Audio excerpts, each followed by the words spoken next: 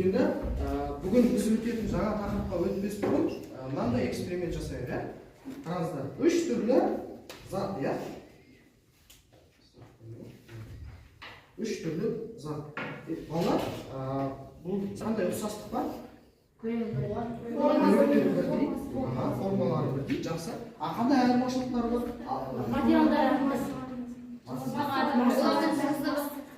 Жақсы.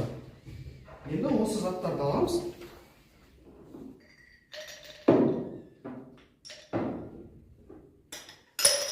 Бірдей 3 стаканға салды, иә? Бүркіт керек ғой. Бірдей деңгейде 3 стаканға су құйып шыққандар.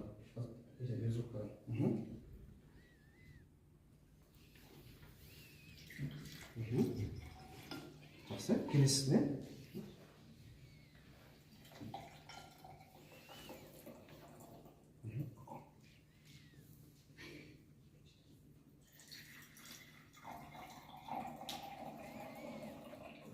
Жақсы, рахмет. Ал балалар не байқадыңыздар? Массаның әртүрлі өзінің массаның. Жақсы, тағы кім жауап береді? Рұстам айта ғой. Біріншісі батып кеткен, екіншісі бетінде қалып тұр, үшіншісі ортасында. Не себеп деп ойлайсың? Массалар әртүрлі. Жақсы, келеді. Тығыздықтың себебінен. Жақсы, Димаш? Олар тығыздықтың себебінен және де судың кері итеруші күштің әсерінен осы үш бірдей көлемдегі денелердің әртүрлі жерде тұрғанын көріп Білдіреді, яғни не бар дедік бізде? Кері итеруші күш. Жақсы, яғни бүгінгі біздің қарастыратын тақырыбымыз осы кері итеруші күшке байланысты, яғни Архимед күші немесе кері итеруші күш екен, иә? Жақсы, енді Су кубының салмағы М көбейтілген G-ге тең. Ол өз кезегінде ρ көбейтілген V көбейтілген G-ге тең болады. ρ судың тығыздығы және V кубтың көлемі. Куб бір орнында тұр. Бұл оған әсер ететін жоғары бағытталған күш пен оның салмағы бір-бірімен теңесіп тұрғанын көрсетеді. Бұл жоғары итеретін күш кері итеруші күш деп аталады. Сондықтан кері итеруші күш ρ көбейтілген V көбейтілген G-ге тең. Егер біз су кубын жіпке ілінген металдан жасалынған кубпен алмастырсақ, онда сол кубқа 3 күш әсер етеді. Кубтың салмағы, жіптің керілу күші және кері итеруші күш. Кубты қоршап тұрған суға қатысты қарайтын болсақ, ештеңе өзгермеген секілді денеге әсер ететін кері итеруші күш өзгерген жоқ. Ал темірден жасалған кубтың салмағы су кубынан ауыр болып келеді. Сондықтан егер кубты жіпке ілмесек, ол төмен қарай бір қалыпты қозғалар еді. Осылайша Архимед заңы сұйықтыққа батырылған кез келген денеге қатысты екенін көреміз. біз қарастыратын Архимед заңы сұйыққа батырылған кез келген денеге байланысты екен, иә? Енді бүгінгі сол біздің сабағымыздың негізгі мақсаты жаңа сұйықтар мен газдардағы кері итеруші күштің табиғатын түсіну және есептер шығаруда Архимед заңын қолдану екен, иә? Жақсы. Жаңа неде айтып өткендей, видеода, бейнефильмде айтып өткендей, бізде Архимед күшінің формуласы ρ, яғни судың немесе сұйықтың жоқ,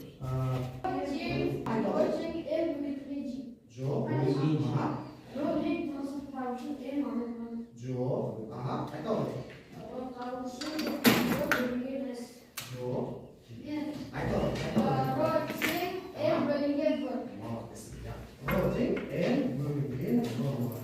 Жақсы. Ал енді көлемнің формуласы қалай еді? Кім айтады? Көлемнің формуласы.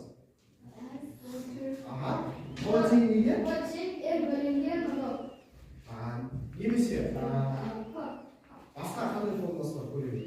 Дұрыс, мына жерде қорытып шығарып отырсың. Басқа көлемнің қандай формуласы бар? Ауданға байланысты, биіктікке байланысты қандай формуласы бар? Айта ғой. Жоқ. Арай айта ғой. S көбейтілген H. Бізде бұл көлемнің формуласы. Жақсы. Жаңа видеода айтып өткендей, яғни егер біз белгілі бір денені суға батыратын болсақ, оған ауырлық күші және бізде Архимед күші, кері итеруші күш әрекет етеді. Енді бұл Архимед заңы қалай ашылды?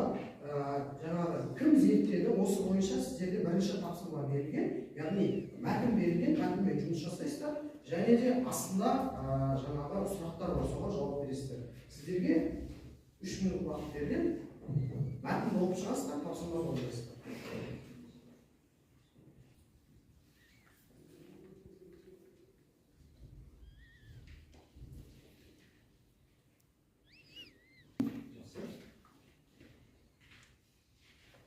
Астында тұрған тапсырманы орындаңыздар, иә, сұрақтарға жауап бересіздер. Бір нәрсе түсініксіз болса сұраңыздар, иә.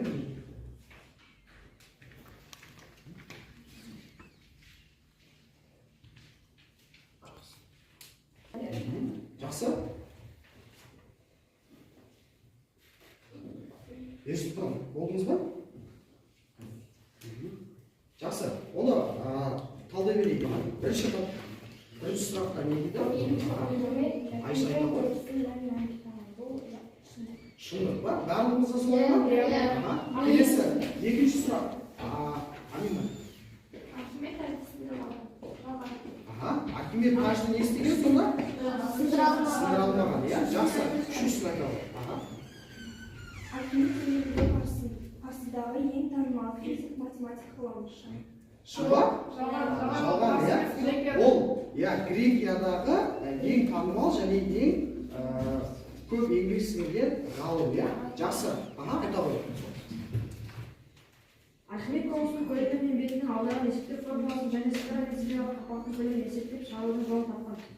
Шын, иә? Жақсы. Барлығымыз келісеміз ғой, иә? Жақсы. Енді осы ашылуы бойынша, яғни осы заңның ашылуы бойынша кішігірім. Архимед ең бірінші болып таза алтын құймасы сол көлемдегі судан 19,3 есе ауыр болатынын байқаған.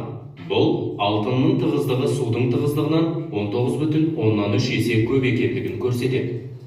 Бұл тәж жасалынған материалдың тығыздығы алтынның тығыздығына сәйкес келе ме, жоқ па деген сауалды анықтау үшін жеткілікті болды. Тәждің массасын табу оңай болғанымен, оның көлемін анықтау әлдеқайда қиынға соқты. Оның шешуін Архимед ваннада шомылып жатқан кезде тапты.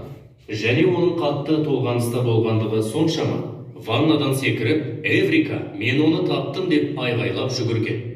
Бұл тұжырым тәждің ауадағы және судағы салмақтарымен байланысты болды. Осы екі салмақтың айырмашылығы тәж ығыстырған судың салмағына тең. Егер ол судың салмағы мен тығыздығын білсе, ығыстырылған судың көлемін, яғни оған тең тәждің көлемін табар. Осының бәрін білсе, оған тәжді жасауға арналған материалдың тығыздығын табуда оңай болатын. Архимед сонда тәждің тығыздығын, яғни алтыннан жасалған екенін анықтай алған ба? Анықтай алған, иә. Жақсы.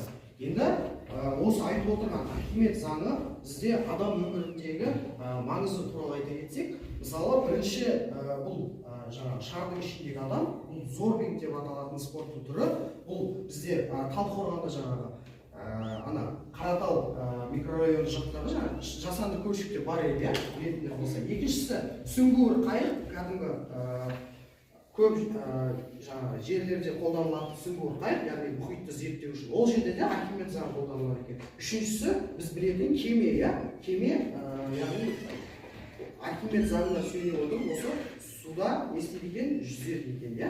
Мысалға, осы кеменің несі, корпусы осы жері темірден жасалған, және мына корпустың іші бос болады екен, ауа болады екен.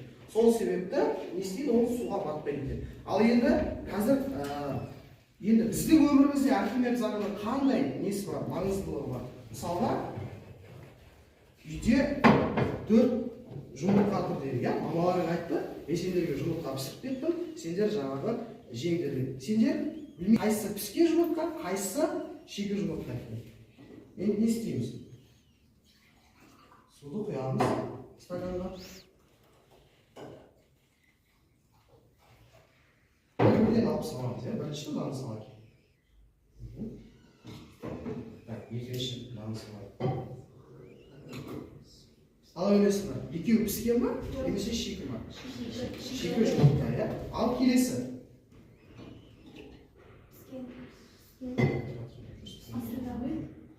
Маған салайық, иә? Ал.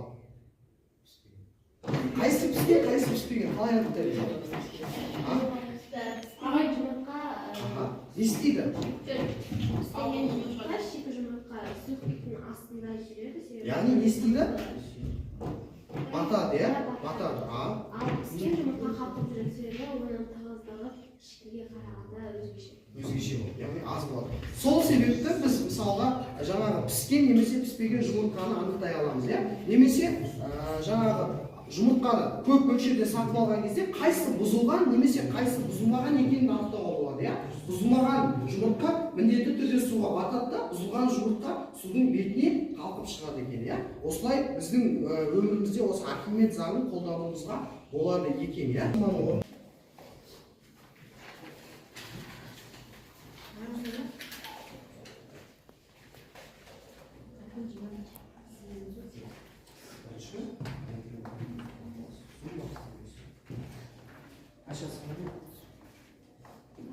Кім болды екінші сет бары?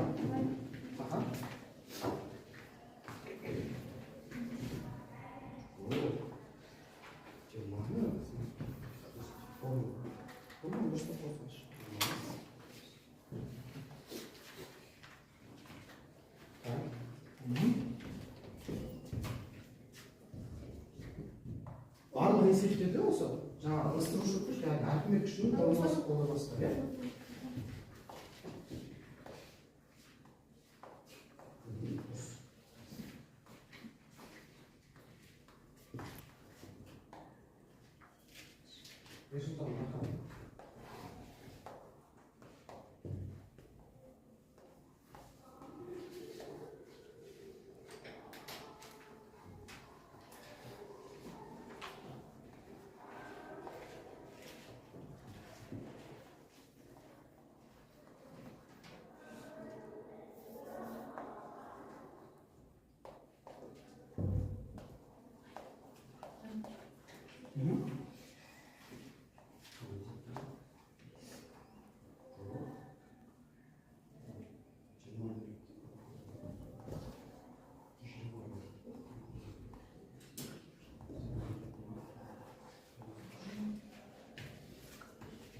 Келесі QR кодты немесе тоқтатады, иә?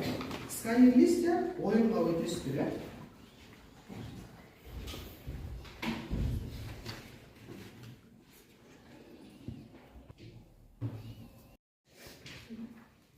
Тездетейік, иә, барлығымыз.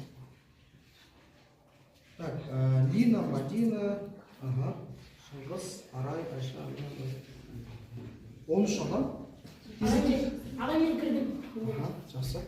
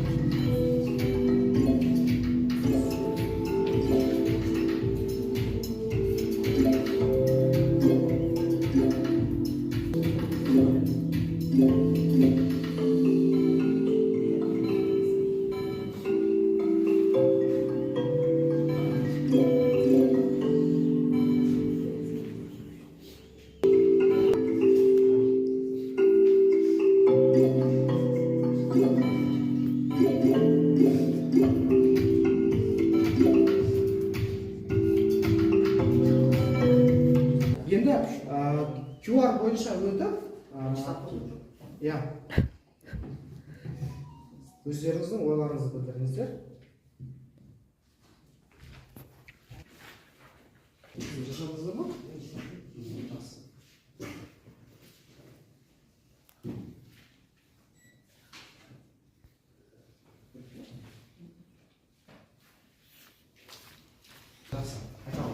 Архимед күшін тағы да қорытындылай келдік. Сонымен қатар видеоларды көрдік. Күнделікті сабақтарда көз орындадық. Тәжірибе жасадық.